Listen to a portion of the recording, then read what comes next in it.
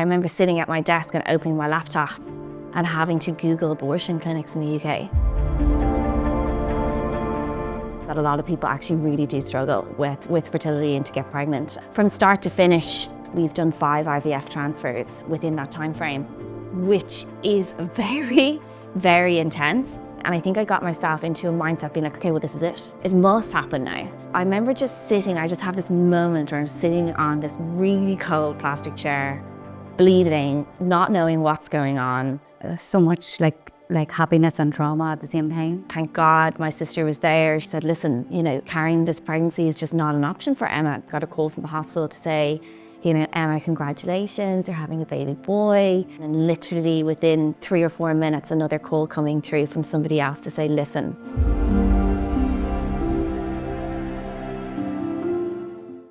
Series 11 of the Dig podcast. I can't believe Series 11. I didn't even know how to press record on that very first episode, but we are back for you, the listener. Real lives, real moments. That's what we need. We need real stories, things that people are going through in everyday life brought straight to you, but with, most importantly, actionable advice. And that's what all our guests are going to bring to you in Series 11. This is real lives and real moments, so we are going to be covering sensitive topics, and I just want to give you a heads up about that. Welcome back to the Dig podcast. We are here in the beautiful Grafter Smyth House in Dublin, and I am with Emma Kennedy, and Emma is the CEO and founder of Grafter.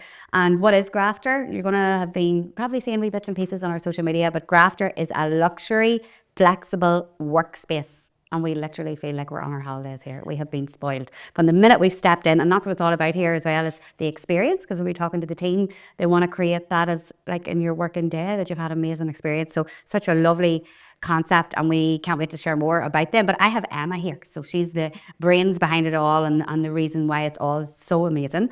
And I want to talk to Emma because behind every founder there's a story, and behind every CEO, behind every person, there's a personal life and a story and a personal journey. And Emma's agreed to talk to me today about a topic that affects so many, and that is fertility, her fertility journey. And that's not always easy to share, but Emma's very passionate about opening up that conversation. So Emma, welcome to the Dig podcast. Thank you so much for having me. It's so great to have you guys here. Oh my goodness, we are like spoiled from the minute we get in. There's coffee on tap. There's those fridges are stocked with wine for the evening whenever we want a wee glass on wine. So the place is incredible. Thank you so much. It's amazing, such a vision, and we're going to talk about Grafter later in the conversation. But you have been, and I know I did a wee intro there, opening up lately about your journey with fertility. Yeah. And your fertility journey, I suppose that's the right way to say it. And we're hoping that when me and you chat today, because I know we've had our call before, it's going to help other people maybe that's on that and support them. And yeah, I suppose like you just sort of have to dive right in. Like when did that journey start, when you started to consider perhaps having a family? What's been going on? So the journey started for me quite some time ago. Gosh, I think we could be maybe 4 or 5 years into it now. And I thought it was just something important to talk about. I think people in Ireland, not all, of course, but are quite private about it. And I suppose I've been going through the ups and the downs of it. And I thought, it was probably time to start sharing it.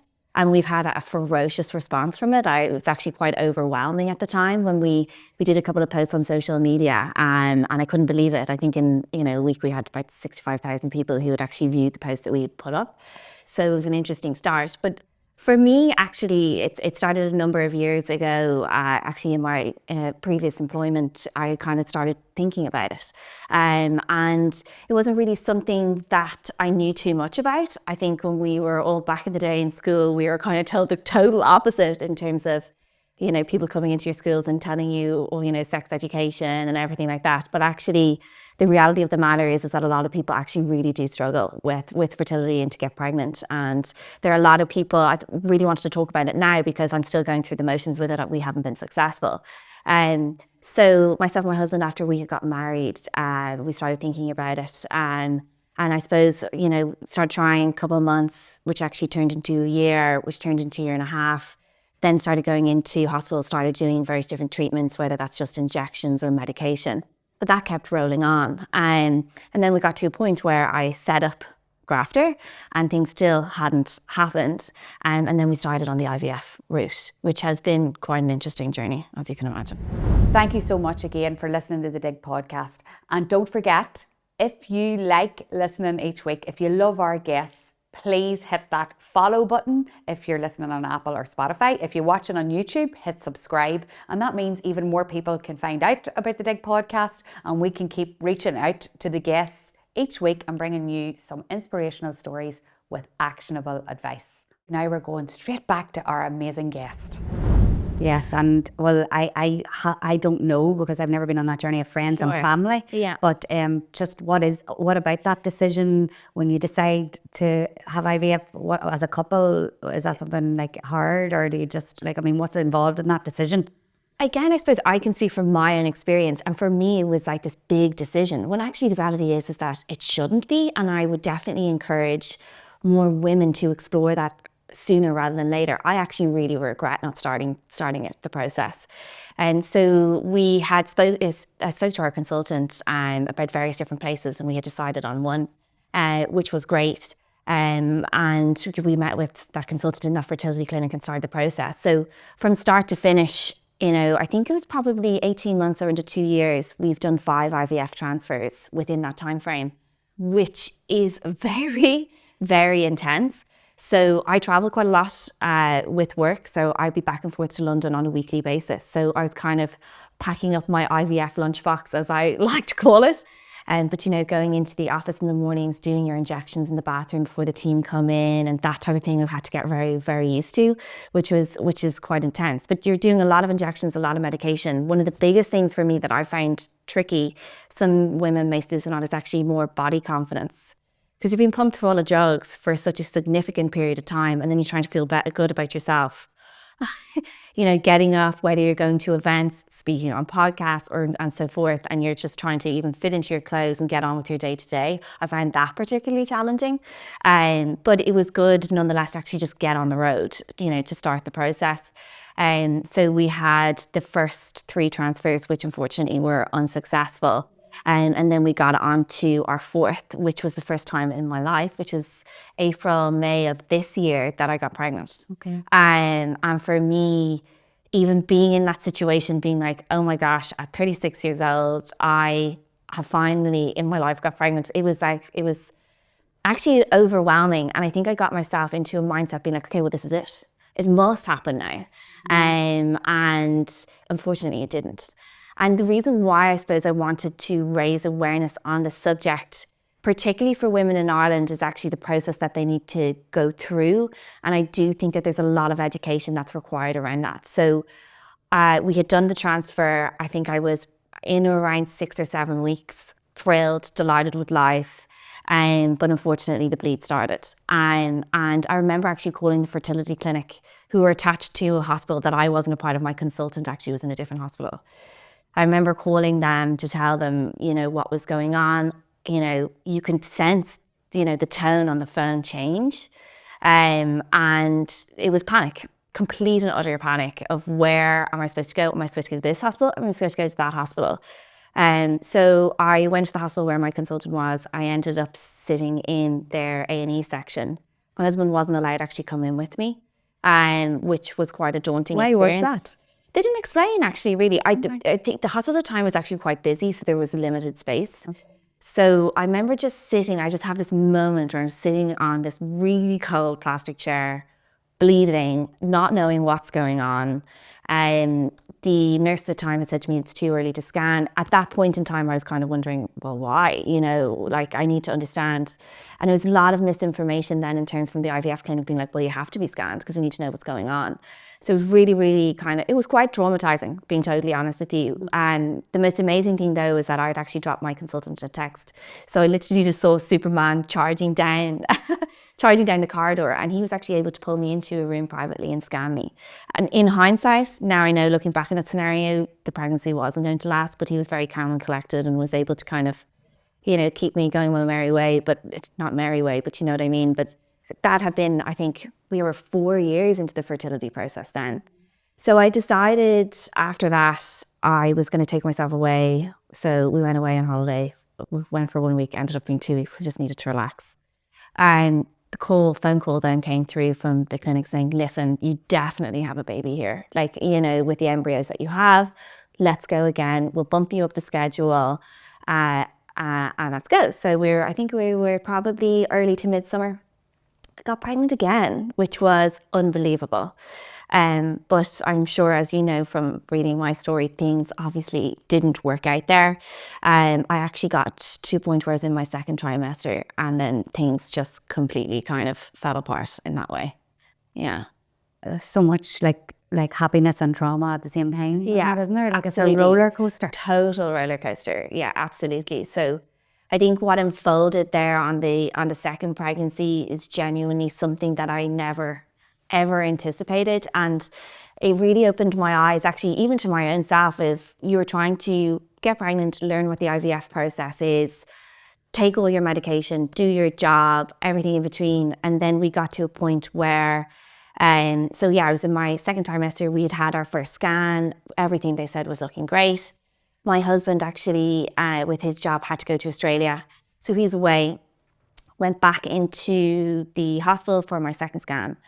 And that's when things changed. Because it was, of course, an IVF pregnancy, we had been advised to do a harmony test. And essentially what that does is it measures the fluid at the back of the baby's neck and the back. So when I had that scan, again, it was like another roller coaster. Everybody in the room, once the scan was done, you could tell that things have shifted. Everybody's manner had changed. That was quite a daunting process, particularly because I was on my own. And I didn't really know what was going on. They said that there was a problem, but I went home. And to be honest, when you get through the motions of the journey, you're like, okay, this is just another thing. We'll get over this. We'll be fine. Like literally put on superwoman mode, as everybody tries to do. So the interesting thing about that situation was, so I went home, and then he basically said to me, listen, we're going to keep scanning you each week. So the weeks rolled on. My husband was still away. I still really wasn't getting the answers that I want. I started feeling really, really sick, to a point where I was actually unable to go into work. I was in bed majority of the day. I was not trying to hide it from my family. I was kind of keeping them updated with texts and things like that. But I kind of got to myself to a point where, you know, the only person I was actually seeing was probably a delivery driver every other day just to have food delivered to the house. And I remember negotiating with myself just to even get out of bed, just to even wash my hair. And I was so tired and so drained. I don't know if it was a mental thing or more of a medical thing. I'm not sure. I'm not an expert. But I was in bed the entire time and just wasn't able to get up. So I was able to get myself to the appointments, and things kept rolling on. And essentially it kind of came to a certain point where we knew that the fluid that was there surrounding the baby essentially was going to stop the baby's heart eventually, but they couldn't tell me when that was going to happen. What I didn't realise at that time is actually due to Irish legislation, because of the situation that the baby's heart was still beating, that there was no option in terms of termination in Ireland, which was, you know, something that I never thought of. And I was kind of thinking about myself, you know, repeal the 8th. This is a child that I really, really want. I don't want to terminate this pregnancy. So it's like, how could I possibly be in this situation? Particularly, you know, you just don't, I had to think a certain idea of people who, you know, I don't know, you know, situations that people are in when they terminate pregnancy. But it's something that, you know, I don't know. It was a very unusual situation. And your husband's still away? My husband is still away during this time, trying to get back, of course. And we essentially got to a certain point where I think it was maybe into week 3 where I'd actually asked my sister to come with me. And I finally, you know, cut the ego, I suppose is probably the best way of doing it. And she walked into the hospital with me. Actually, going into the hospital, because things are a bit convoluted in terms of the setup here in Ireland. On the way in from my last scan, I got a call from the hospital to say, you know, Emma, congratulations, you're having a baby boy. You know, this is amazing news. And I remember putting the phone down, and literally within, you know, 3 or 4 minutes, another call coming through from somebody else to say, listen, this pregnancy is not going to last. And I was really grateful at the time that somebody was finally being straight and giving me an answer, but it was still quite daunting, the fact that I didn't know when that was actually going to happen. So it could have been a case that I was, you know, carrying the baby full term, or, you know, having a stillborn effectively. Yeah. So we went into the hospital, and thank God my sister was there. She's just sat down and just asked straight. She said, listen, you know, carrying this pregnancy is just not an option for Emma. That's my own personal choice. I know people are different. And she just insisted on figuring out what the termination options would be. And then we got that clarification that it just wouldn't be possible in the country. And what I don't claim to know what is the situation here in Ireland with is that like why what is this terms or conditions on something like this? I think so. I can only really being totally transparent. I can only really speak from my own experience in terms of what I went through. My understanding is because the heartbeat was still there. Now there are options in terms of terminations in Ireland, but it's on a case by case situation. Okay. I was there and given, a set of phone numbers and told to ring clinics in the UK and tell them that it was a fatal fetal abnormality. And because of that term, I would be bumped up the list, which is, again, quite a daunting thing to even think about. So I remember going home. I actually think I was back in the office at this point. I remember sitting at my desk and opening my laptop and having to Google abortion clinics in the UK, which is, even the word is just very, very difficult. And, from there, really, I kind of had narrowed down the options, and the phone call started the following day. And one of the things, I don't know if many Irish women are aware of it, but I thought, I used to live in London. So I was like, okay, so I know certain areas in London. I was like, I know kind of Clapham, that's where I used to live. I was like, I know that there's a clinic there. I was like, well, kind of, you're going back to your comfort zones. I was like, maybe I'll inquire about that clinic. This clinic that I went to, they were amazing. What I didn't realize is that they have 40 clinics throughout the UK, and they are extraordinarily busy. And they called me and told me that I wouldn't have a choice in terms of what location that I'd be going to, in terms of you're just allotted. So it was anywhere in the UK. So I ended up in Liverpool. Just taking a short break, guys, from our guest. We're going to be back really soon, but I want to let you know about our fabulous partner that we're partnering with for 10 full weeks, MCG Property Group. Managing a home project can feel so overwhelming, but what if you'd someone by your side who's been immersed in the industry since childhood? Well, that's exactly what you get with MCG Property Group. Founder and MD Tanya is a second generation property expert with over 15 years of experience. She grew up in the industry, so she knows every detail that goes into a successful renovation. Her construction project management service ensures that your project is done right, that it's on time, on budget, and with expert care. From builders to budgets to building control, MCG and Tanya handle it all, so you don't have to.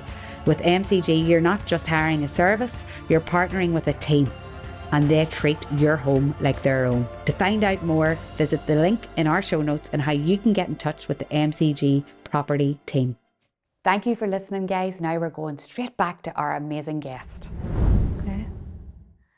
And that whole experience of so you went to Liverpool and like what happened then? Like I know you told me about, there was no real support after then for you. Definitely, yeah. So you're in a whirlwind when you're going through this experience. To be honest, it was very much a blur. So my husband actually had landed back in from Australia. I think it was the Wednesday. On the Thursday morning, we were booked to go over to Liverpool. The process itself is, we checked into the hotel, and we went that evening. The following morning, we had the procedure. We go into the clinic. I could not tell you how amazing the women were in that clinic. They were just phenomenal. And they were telling me all the stories of the Irish women that go over and the many women that they see come through. A lot of those women who are coming in it's actually through IVF. And the nurse had actually said to me, who's looking after me, that there was another lady that was sitting in the clinic, and this is her second time within the year that's through IVF process that she was going through it. And it's one of those things where they're amazing. Everybody in the building doesn't want to be there. So you're kind of, helping one another through it. So essentially they bring you in, they put you to sleep. And as I was going to sleep, it was, a very traumatic situation. My husband's crying. I fell asleep crying, bawling my eyes out of the situation. And then you wake up, an hour later, and it's, that's that. I didn't realize, again, for people to know and be aware of, that you can take the remains home with you. And that was an option that was given to me. And it's something that I really, really wanted to do because it's so, so important. Our journey had been so long. That pregnancy was so, so important to us. And we travelled back then 2 weeks later to pick up Bobby, so that our son. So yeah, it's very difficult. That's a hard story. Yeah. It's a story, it's your story, and it's one that you're very passionate about sharing because it is, as you said, there was so many women there. This is a real life thing that is happening. And it's important that we talk about it, and you're so brave to do that on here. And everybody, like you said, everybody's decisions are different. We know that. Absolutely. Everybody's got their own way to navigate through things. But the fact that you're talking about it is going to let people see, open it up. And that's what we want. We want people to be able to talk. What about a man's experience of IVF and not being able to get pregnant, getting pregnant, losing a child? Are men, in your experience, what about your husband? I know you don't talk about him personally, but I mean, how do men cope with all of this? Because it is very much a woman-to-woman conversation that we talk about. Totally. And you know what, I really feel for men going through this. Absolutely. And I would say, and again, I try not to generalize too much, but I think women are more open in that regard in speaking on things. I think we have a long way to go in terms of actually being more open on this topic. Men, if we had the education when we were going through school in terms of this process, and that people do have to go through it, unfortunately, I think it would help men a lot. I mean, my husband personally, I don't think he'd mind me saying it, is that he has really struggled with it because he is a particularly private person. But given where we're at now, we are very much more open in talking about it. And it can very much so make or break a relationship too, because all the stresses that go through it. One thing I would really like to encourage men is actually to talk about it amongst themselves as well. It doesn't have to be an in-depth conversation, but if it was something that was, just more open, and, you don't have to be going into the nitty gritty, but it's just giving that support then. In my personal circumstances, I felt like once the cracks were starting to show, all friends really come in. I've been so, so grateful actually to the friends that we have that really come in and supported us, but we've needed them. We really, really have needed them. And I've noticed particularly my husband's friends, they've all come in kind of just to be around him because it is hard. It's hard for both people in the situation. And I do find that men find they're so helpless. They don't know what to do. They don't know what to say. They don't know what's right or wrong. I was pumped full of various different medication. Your hormones are going everywhere. So I sympathize for them. Absolutely. Yeah. Yeah. It is hard. I'm just thinking of, people that I know, and them saying that, they've really felt for their husbands because we are able to connect with each other as women in loads of different ways. And, totally. And they're like kind of lost, sometimes blame themselves too for things. And absolutely. And, when you are doing those calls with the fertility clinics and when you're getting your test done, trying to figure out what's going on, it's two of you that's in it. And the one thing that I found with the clinic here, it's totally unexplained in terms of the infertility problems that we're having. And so much so now that we've kind of gotten ourselves into a path where if we do decide to try again, we've decided to take a break given everything that's happened, that we probably will go overseas actually. Okay. In terms of trying to get down to the nitty gritty and the level of care is in some different clinics abroad is actually far superior. But it's also trying to get the answers as to why this is happening. And we've been in it now for years and we still don't know why, And there's a lot of financial implications for a journey like this. Absolutely. Like I do hear about people like really like remortgaging houses and credit cards and everything because this is something they really want. Like that is such a traumatic thing as well. Yeah, absolutely. Like both of us have very, very good jobs, which we're obviously very grateful for. I mean, we have spent a ferocious amount of money in such a short period of time. I mean, before Christmas, we were kind of talking about it being okay. So if we do decide to go again, because you don't know if is it going to be 5 more transfers? We don't know. Do we want to go down, take a loan? Do we really want to go down that route?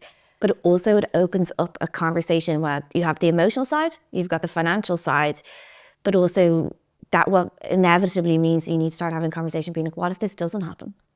Which is really a tricky thing. And, we're in it together as a partnership. One may feel one way and another, may not. And it's going through the motions of that too.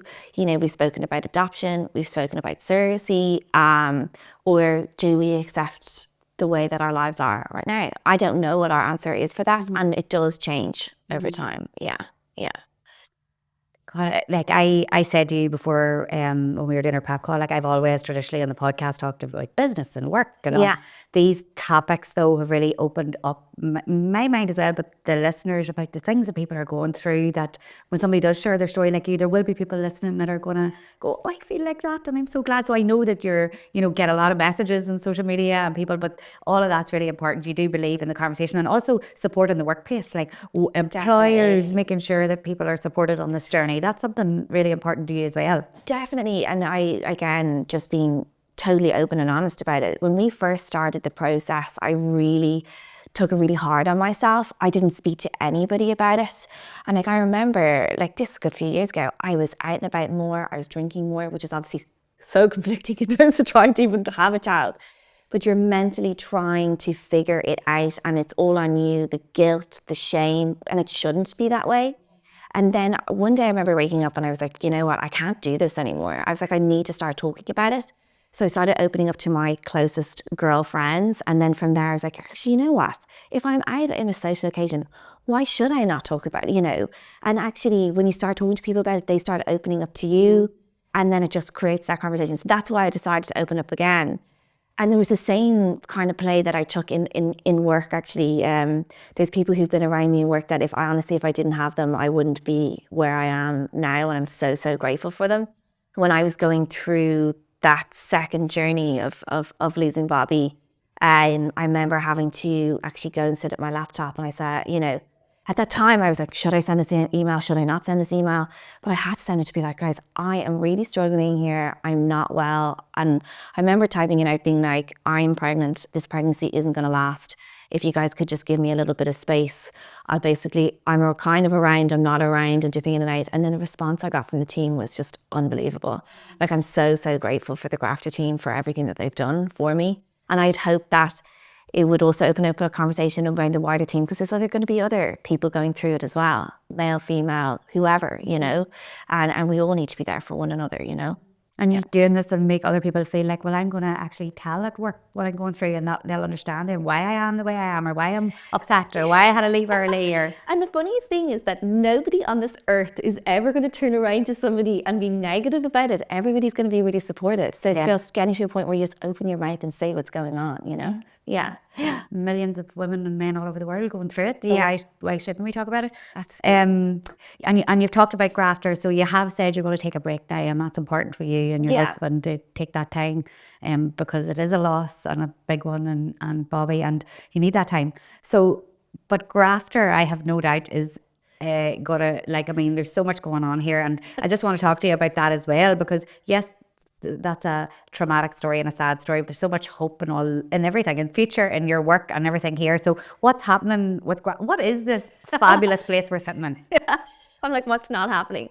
This place is like, right, I'm just going to tell the listeners. So we reached out to, we connected on LinkedIn. Yeah. And I suppose that's a great story of how, social media can connect people. Never did I ever think I'd be sitting down here posing around St. Stephen's Green yesterday like a film star, and then in here in this gorgeous setting. But basically, we spoke to your team yesterday, and they did talk about the experience, and we're all about that. So what's happening in Grafter? What is Grafter, and how can people kind of join this community that is here? Absolutely. So it was May 21, I decided to set up Grafter, and really we're a flexible workspace company, and we have various different solutions. So that could be anything from, one-man band coming and going into our lounge areas, which is kind of like a co-working setup, or even just booking into our meeting rooms for a couple hours a day, a few days, month, whatever.